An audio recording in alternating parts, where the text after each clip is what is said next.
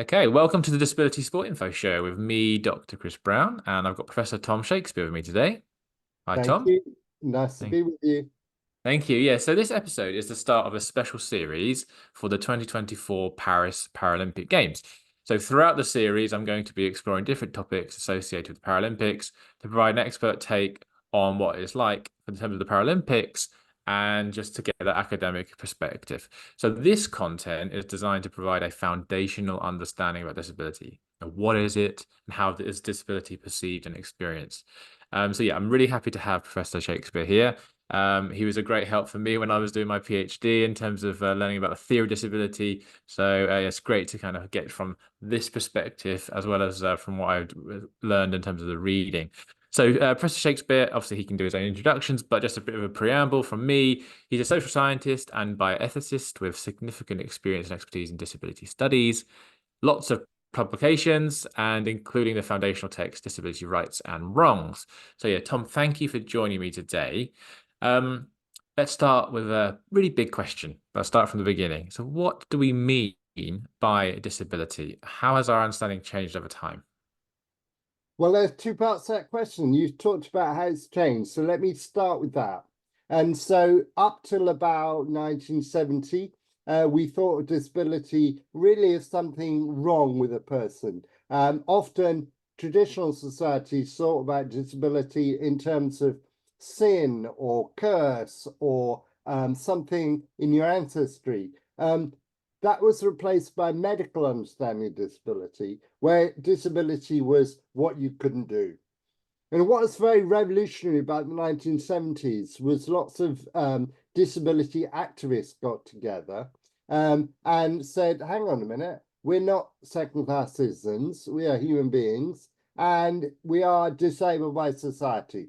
So the idea of oppression dates from the 1970s. The idea of people being disabled by society, that we'd focus on barriers and environment, dates from the 1970s. And yeah, as social scientists, we look at how the same experience is very different in different places and different times. And of course, disability is just like that. It's very different, even where you are in the world right now, in terms of even where you are in Britain, for that matter, in terms of whether you can get level access,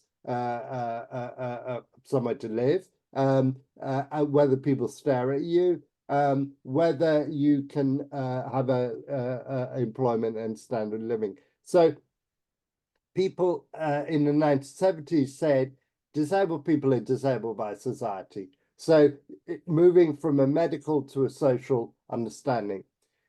My own work, and you kindly cited that earlier, my own work is saying, well, you know what?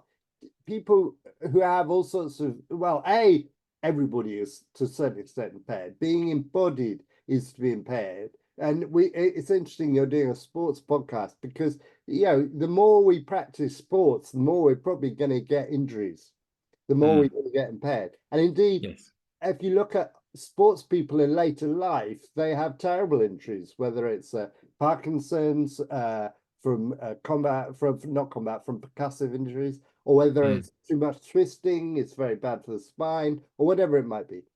But people have physical bodies, mental conditions, and they live in societies which have cultural viewpoints. Therefore, I think we should see disability as, yes, physical, also environmental, also psychological, and importantly, sort of social and structural as well. So all of those things interact to make disabled people. And if you look at, I think, the Paralympic regulations, they're very, very much what your body can't do anymore, and therefore what category you're in. So they don't ignore, it'd be ridiculous to ignore your impairment, your body completely. So they do take into account, but then they make, I think, a very enabling environment, and they say you can compete nevertheless. Of course you can. And we know that all sorts of people compete. But yeah, there'd be no point in you and me having a fight or a race or whatever they do, swim, because my legs don't work. So even at swimming, I'm not as good as you if your legs work. Whereas if I was competing against somebody like me, i.e. somebody whose legs didn't work or somebody had short arms or whatever, then it's a reasonable chance. So this idea that A, we can all participate, but B, we would be better matched against somebody like us is really liberational for disability sports, but also disability rights generally. Okay, so lots of interesting concepts there, and I'll just take it back a bit to the kind of concept of disability. When I was reading and learning about disability, from my understanding, including the impairment into our understanding of disability was a bit controversial. Yeah. Can you just explain a little bit more why that would be considered to be controversial? Well, I mean, remember, disability rights in its early incarnation in the 1970s was very liberatory. So as soon as you say people are disabled by society, not by our bodies, you opened up A, people coming together in lots of organizations, but B, people didn't have to feel bad. They'd been brought up to feel bad about being different. And they could say, well, it's not me that's at fault, it's society. Society disables me. And I think that was extremely powerful. Mike Oliver, who's one of the pioneers of the social model of disability, said it's like a tool. And he quoted the American labor movement song, "If I Had a Hammer." So, yeah, it's a tool to fight oppression. And I remember him doing that because I was speaking in the same meeting as him. And I said, there's another English phrase which says, if you give a person a hammer, all they see is nails. And the social model is a very useful tool. But the trouble is, it sees the whole world in terms of people being disabled by society. But there are lots of other things that go on too. And so I would say that a model, an idea that developed in the 1970s may not be as useful in the 2020s because it's 50 years old. Most of us are not quite as useful 50 years later. Okay, thank you. And this concept of universalism that you talked about in terms of we're all impaired, but to a different degree. Yeah, You know, like it's on a sliding scale, and sometimes you might be more impaired if you've broken a leg, or you might have a more yeah. stable impairment, etc. That seems common sense to me. But is it accepted by society, do you think? I think society sees us as two separate camps, disabled people and non-disabled people, and never the twain shall meet. And disabled people have a special provision, and we're very sorry for them. And the majority are non-disabled, and that's how we'll develop and run our life. But it's totally illusory. For a Hmm. start, we age, hopefully, and as we get older, we get more impaired, and Hmm. ultimately die when we have essentially too many impairments. And if you look at the age gradient in disability, something like 5% of children, at least 10% of working age adults, and up to 50% of older people are disabled. And one of the reasons that we are going to have many more disabled people is because we have many more older people. So yeah, we need to take into account that we're all impaired. And as you say, we may be temporarily impaired. So, for example, I used to work at the World Health Organization in Geneva, and I used to fly from UK to Geneva. And if you fly with a wheelchair, there's an ambilift, it's called. It's a special vehicle which rises to the entry level of the plane, so you can basically stay in the vehicle and wheel on or be wheeled on. And when I went to Geneva, it was just me. I was wheelchair user.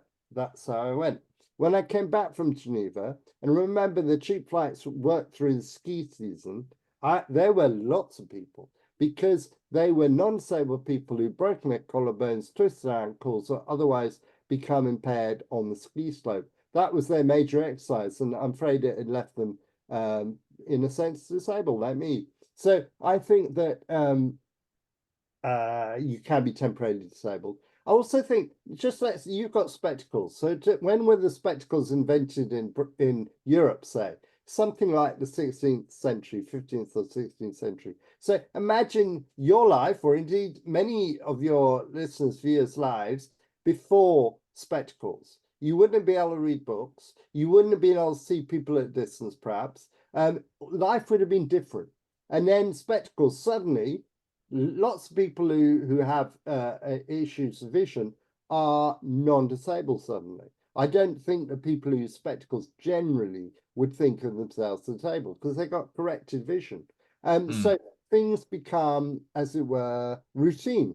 So when my granddad was still alive, he used to have talking books. And he used to I remember distinctly him getting Mansell apart and me probably popping into post box, the clumsy cassettes in their envelope, pop back to RNRB's Library for the Blind or whatever it might be. Now, these days, loads of people use Kindles, loads of people use Audible books and so forth, because listening to, you can listen to a book while you're jogging or commuting or walking the dog or washing up or whatever it might be, taking exercise. Talking books are not for older people, blind people, they're for everybody. So it shows how adaptations that were made for disabled people are up for everybody.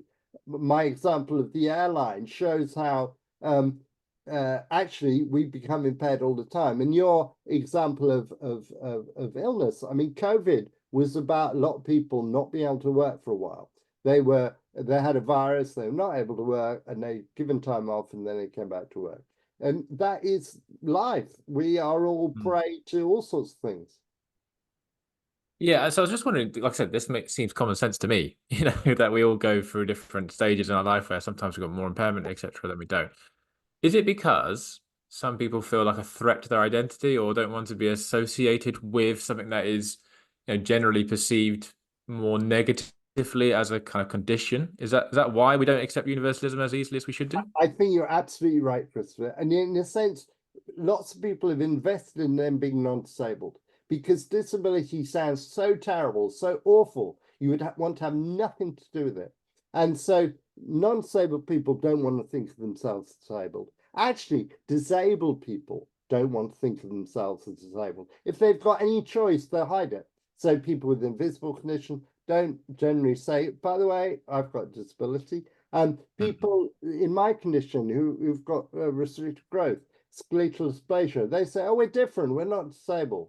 When there used to be a thing in Britain called a Disability Rights Commission, founded under the Disability Discrimination Act, and they went off and surveyed people who everybody would agree were disabled, and only 50% of them, 1 in 2, said that they felt disabled. The other 50% did not identify as disabled at all, even though they were. They were objectively disabled, but subjectively, they didn't think that. And therefore, the Disability Rights Commission changed its sort of strapline to working for people with rights under the Disability Discrimination Act, which is a bit of a laborious way of not saying working for disabled people, but that's what they basically were, because as soon as they said working for disabled people, half their potential audience would switch off. So disability has been historically a very, very stigmatized term. Yes, and there's lots we could talk about here, but obviously we are limited by time. But yeah, I think it's really interesting. And also, just when you were talking about the idea of disability, we're treating it as a kind of general concept and kind of, homogenous term, which is obviously not right. And obviously, that anyway.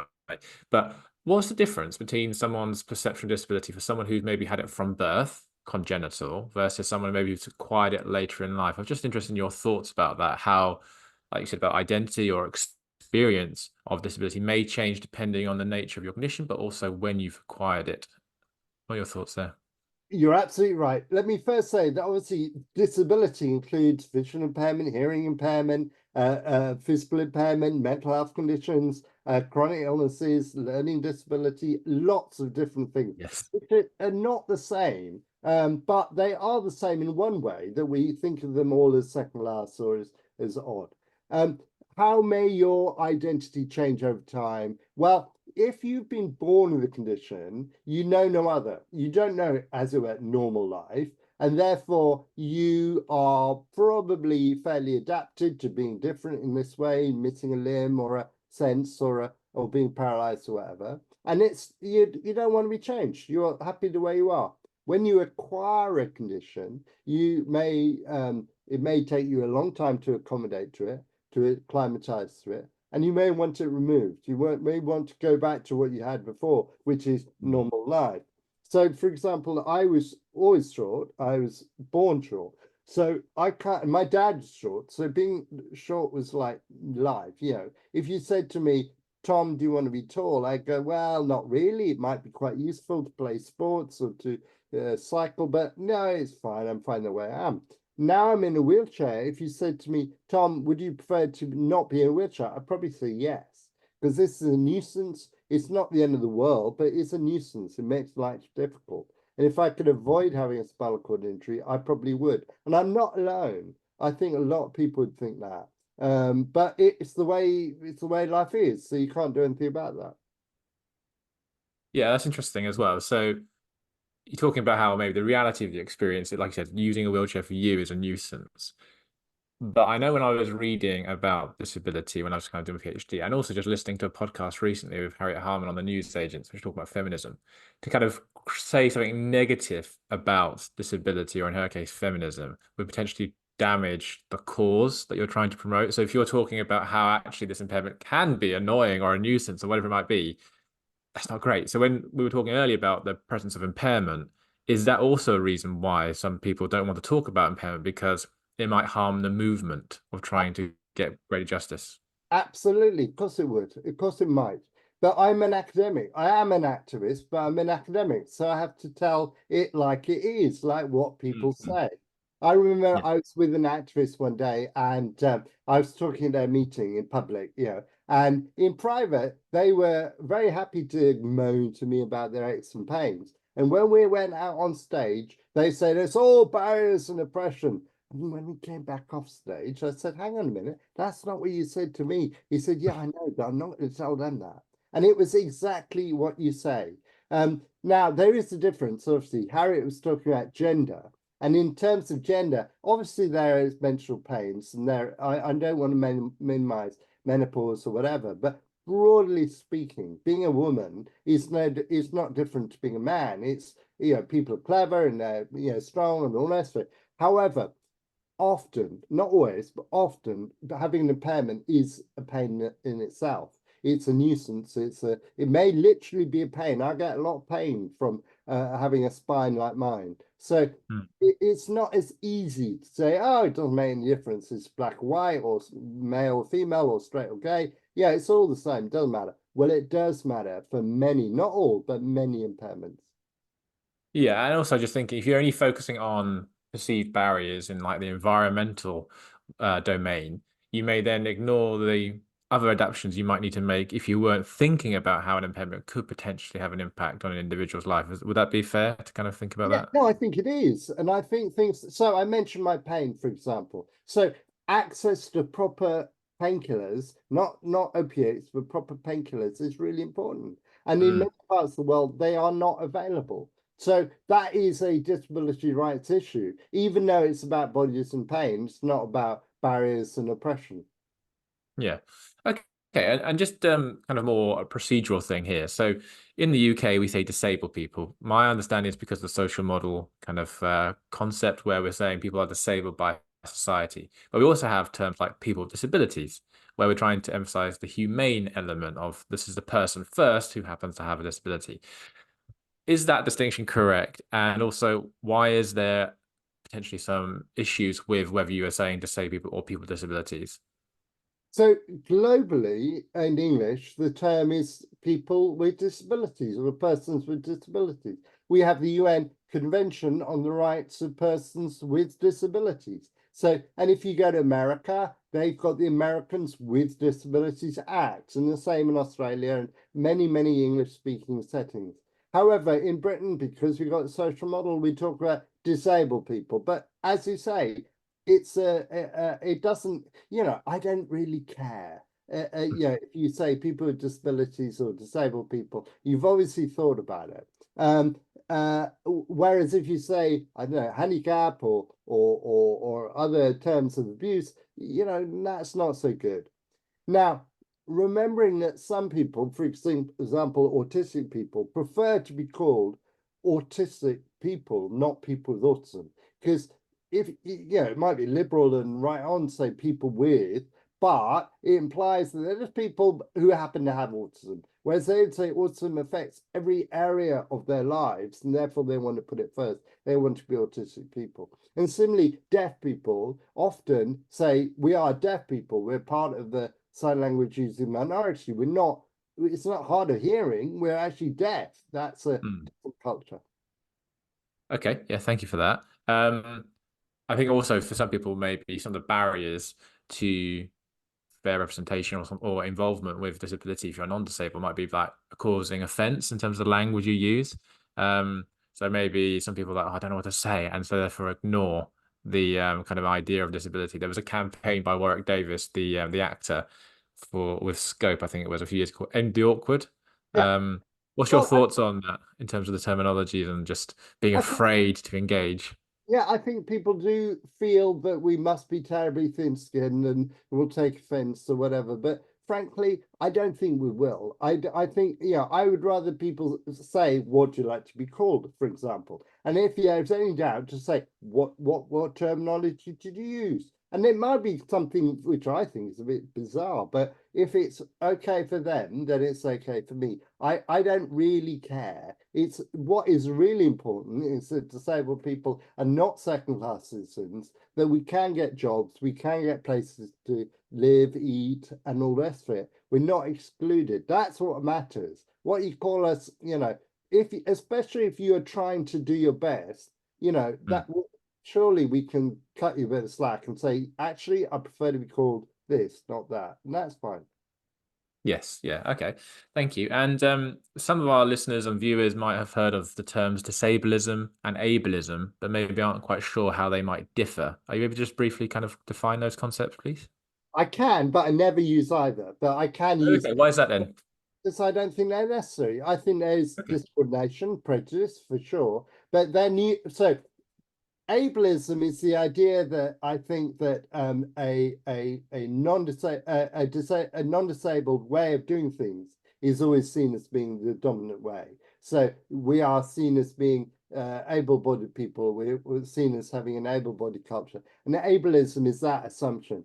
Disableism often, when it was first used, was used to discrimination against disabled people. But I don't think I don't use them because I think, for example, if you're talking about ableism, are you talking about the way society treats me, or are you talking about my limitations?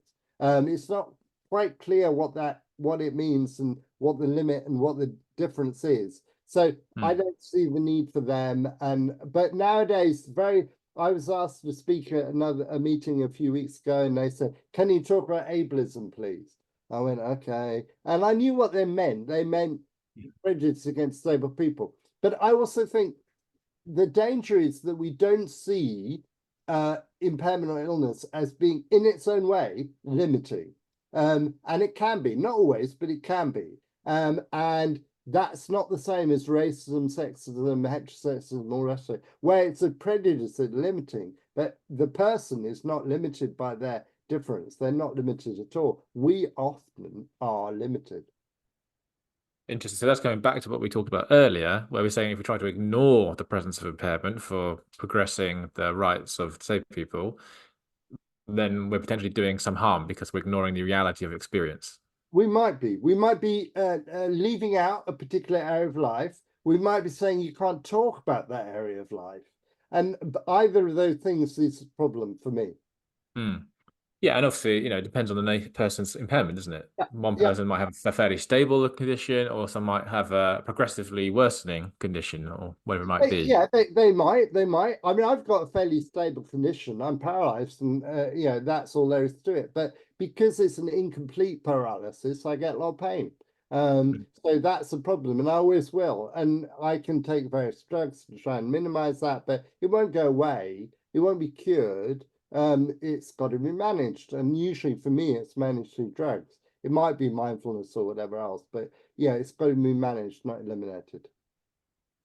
Okay, and just turning to kind of culture, actually, now it'd be interesting to kind of get your views here. So, how do you think disability is represented in culture, and how does that influence the kind of general view and understanding of disability? So, I mean, a lot of things that we watch or read or become aware of are very negative about disabled people and about disability generally. A lot of the metaphors we use are basically physical or mental metaphors. You're crippled by doubt. You're deaf to reason or whatever it might be. Turn But a blind eye, that kind of thing. all the rest of it. Yeah. And if you look at the characters, often, somebody has written that there are basically three main stereotypes. One is what we might call tragic but brave, plucky, terribly sad. We all feel bad about it. Then there's the sinister, cripple, nasty type. And remember, sinister means left-handed in its origins in Latin. So the sort of evil villain. And then we have the supercrip, somebody who has overcome their problems, inspiration to us all. Wonderful. The Stephen Hawking type person, or sometimes the athlete, the Paralympian athlete. Yeah, quite often. Yeah, awesome. Yeah, they're really good. Why? That's what we should all be, more plucky and resilient, all that stuff.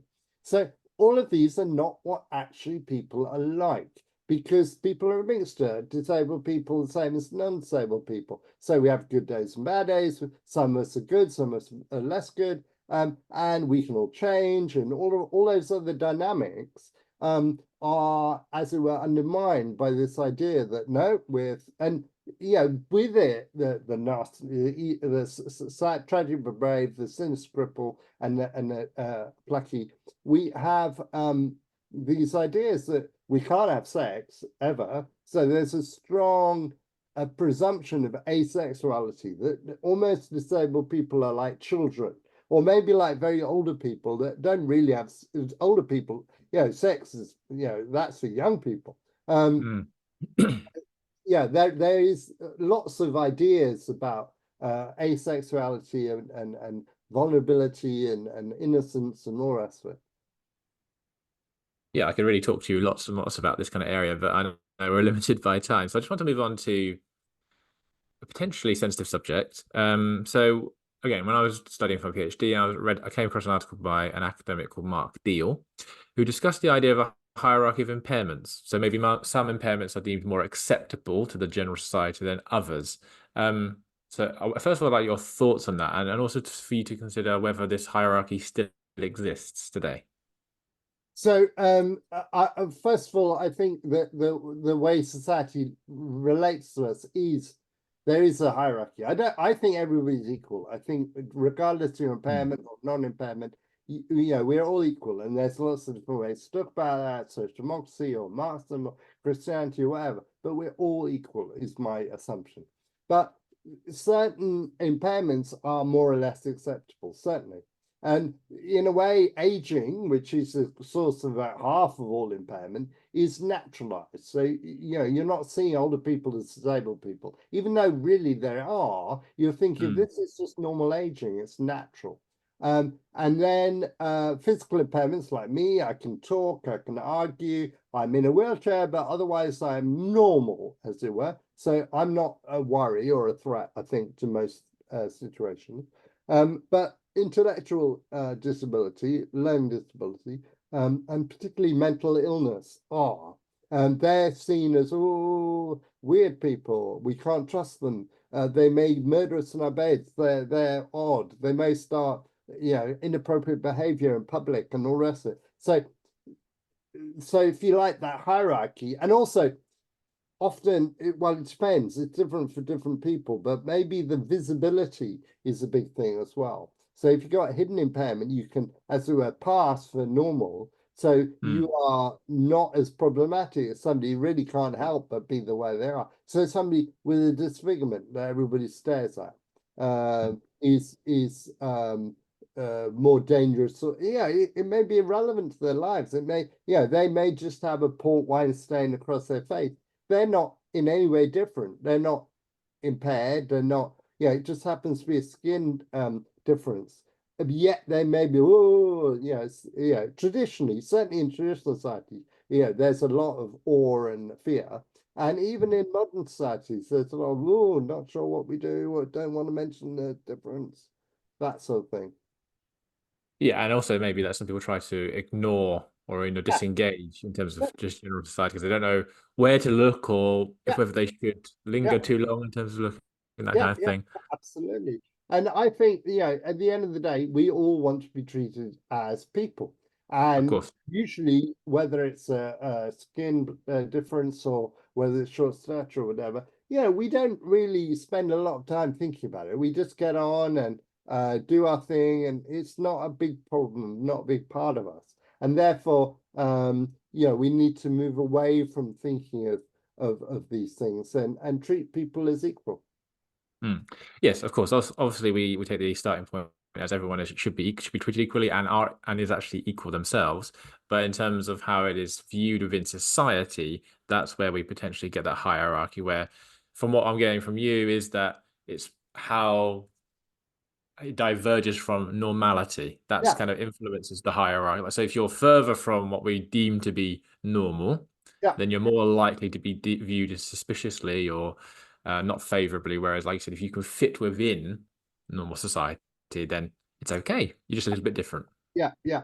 And it even extends to people who work with people. So if you look at medicine and look at doctors, the people who are valued least in medicine are geriatricians who deal with older people and psychiatrists and rehabilitation doctors who deal with all those old, disabled, mentally ill people that we don't want to. Whereas people who deal with cardiac arrest or brain surgery, they deal with normal people, nothing wrong with them. They just happen to have a problem and we will sort it out and heal it.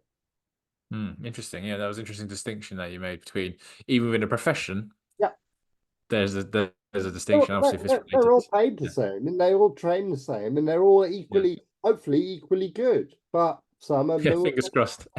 uh, Yeah, okay, interesting. And also, I'm very conscious of time, so I think I'll have this last question if that's okay, Tom. So, for a non-disabled person with no prior involvement or experience of disability, what would be your top tips for giving them to be able to engage and understand disability in a more fair and compassionate way?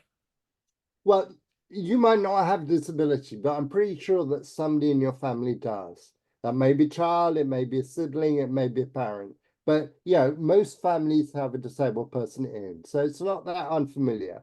And also, you yourself could and may well become disabled, whether through aging or through accidents. So don't think it's us and them. So the first start is don't think it's us and them.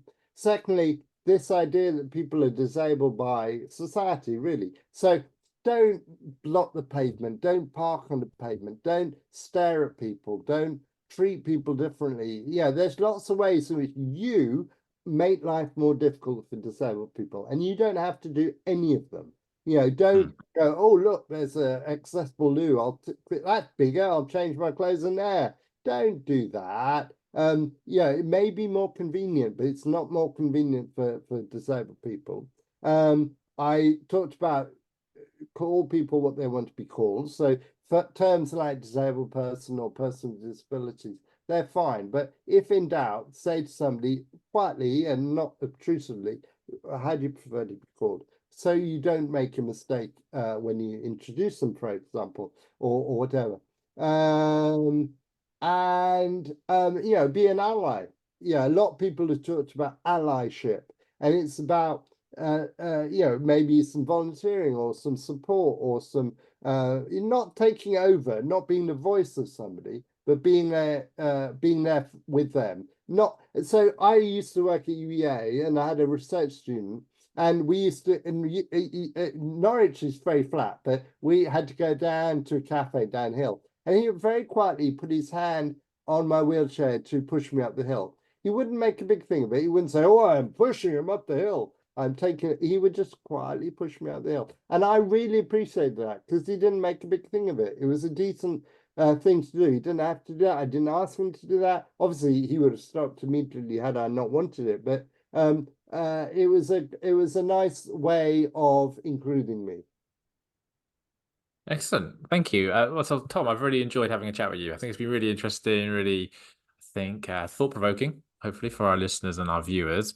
So yeah, I really thank you for your time, Tom. No problem. Thank you, Christopher, and good luck with all your work. Explain to people the mysterious world of the Paralympics. Yes, well, I'm trying to. Let's see if we'll be successful. But yeah, thank you ever so much for engaging and for helping people to understand in more detail about disability. So thank you, and I look forward to catching up with you soon. Thank you.